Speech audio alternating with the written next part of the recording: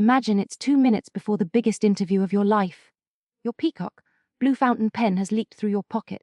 That's the exact color of Joshua's eyes when he looks at me. Hold up. Peacock. Leaking? Pocket. What in the actual Smurf-loving hell does that even mean? Did the author just throw darts at a paint chart in a stationery catalog? It's called a metaphor, though, admittedly, one perhaps strained to the point of a structural failure. Welcome back to Heart Book Radio, the only book show that actively lowers your IQ. We're discussing The Hating Game by Sally Thorne. Discussing. No. We're putting it on trial. This book is Exhibit A in why workplace romance should result in immediate termination and possibly mandatory therapy. It's basically 50 Shades set in a cubicle farm, minus the helicopter and plus a weird obsession with height. Please, let's not dredge up the 50 Shades debacle again. My therapist is still recovering. The Hating Game is a wildly popular enemies to lovers rom-com about Lucy Hutton and Joshua Templeman, co-workers who despise each other until they don't. Despise. They play psychotic little mind games like toddlers fighting over a crayon. And Lucy, don't get me started. She's supposedly 28 but acts like she's 16, lives on a diet of pure angst and Smurf figurines she hides like they're illegal contraband. She's presented as quirky, relatable, perhaps, to a certain demographic who enjoy protagonists with the emotional resilience of a wet paper bag. Her internal monologue is extensive. Extensive. It's a cry for help. The woman has 0 friends. Her only personality trait is being 5'0". The author mentions it every other page like we're going to forget she's the size of a garden gnome, and she makes fat jokes about her boss. Fat little dick? Classy. She reminds me of my cousin Sharon after the ferret incident, just tragically friendless and making terrible life choices. While the height fixation is noticeable and the fat shaming regrettable, let's move to the crux of the controversy. Joshua Templeman, the romantic hero, or is he? Hero? The man is a walking, talking HR nightmare. He's grumpy, controlling, calls her shortcake like she's a menu item, and he grabs her phone while she's talking to another guy and hangs up on him. If my Gary ever pulled that, well, let's just say Gary wouldn't have fingers left to dial with. Yes, the phone incident is problematic. Defenders argue it's a moment of intense, possessive passion, a sign of his deep, hidden feelings breaking through his gruff exterior. He has a tragic backstory, you see, which supposedly explains. Oh, boo-hoo. A sob story doesn't excuse being a controlling Neanderthal. I had a bad childhood, so now I must dictate who my coworker speaks to. Give me a break.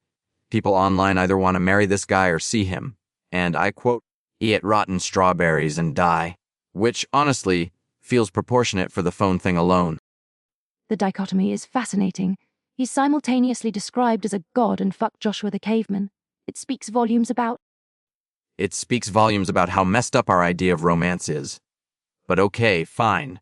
Let's pretend this book isn't just a manual for identifying toxic relationships. Is it actually, good? The banter is occasionally sharp, I'll concede that. Some find the slow burn tension effective. But the entire premise of their hate is built on, well, nothing. A misunderstanding about a smile, apparently. It's thinner than Lucy's plot armor. Thinner than Lucy herself, according to the author. Okay, listen to this 5-star review so freaking-lutely breathtaking. My face hurts from smiling. Can someone get me a Josh Templeman, please? Oh my Joshua, oh my barf bag. And contrast that with a 1-star perspective, big yikes. Quite literally dreadful. These guys were flatter than the pages of the damn book itself. Hated it, I tell you. Thank you for coming to my TED Talk. TED Talks. That's how mad people get. We got a fake email, we don't take real ones. The listeners are terrifying from Confused in Cleveland. She says, my boyfriend grabbed my phone just like Josh and told the pizza guy he wasn't allowed to talk to me anymore. I thought it was weird, but after reading The Hating Game, I kind of find it hot. Is this normal? Normal? Good heavens, no. That's not romantic. That's grounds for changing your number and possibly witness protection. You cannot possibly endorse this. Hey, I didn't say I endorse it. I'm just saying the book makes people question reality. It's like, okay, if Joshua Templeman were a sandwich, what would he be? If Joshua Templeman were a sandwich, he'd be something overly complex on sourdough that looks impressive, but has one ingredient, like pickled herring, That ruins the entire experience and leaves a vaguely unpleasant aftertaste. No, he's a knuckle sandwich. Looks tough, probably bad for you, bum, but some people are just into that, I guess. I hated him, but the drama, chef's kiss, the writing, though, that peacock pen thing, garbage. But the steamy bits, not going to lie, they weren't the worst I've read. Right, well, time to rate this experience, using our patented scale of workplace malpractice. I give the hating game 8 out of 10 hidden Smurf figurines. The characters drove me nuts. Josh is a menace. Lucy needs therapy.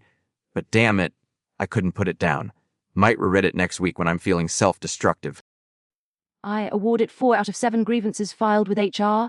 The central relationship dynamic is deeply questionable. The height obsession is baffling. And the metaphors often induce migraines. However, the prose wasn't entirely atrocious, which, frankly, surprised me. High praise from Mount Picky. Next week, listeners, brace yourselves.